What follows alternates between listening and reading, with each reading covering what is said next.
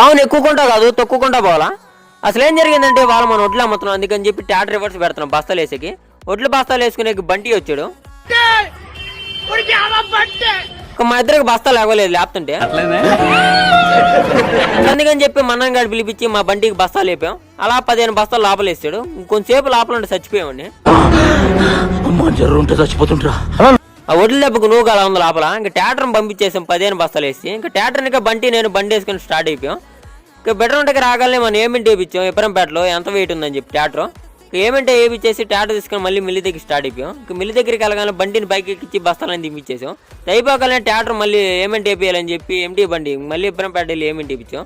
అయిపోగానే మళ్ళీ ట్యాటర్ తీసుకుని మళ్ళీ మిల్లి దగ్గరికి వెళ్ళి మనం ఆడిచ్చిన బియ్యం అవి ఉంటే అవి తీసుకొని ఇంక మళ్ళీ ట్యాటర్లు వేసాం. డీజిల్ అవి కొట్టించేసుకోవాలి అని చెప్పి ట్యాటర్ తీసుకుని ఎప్పరంపేట వెళ్ళి డీజిల్ కొట్టించేసాం బండికి.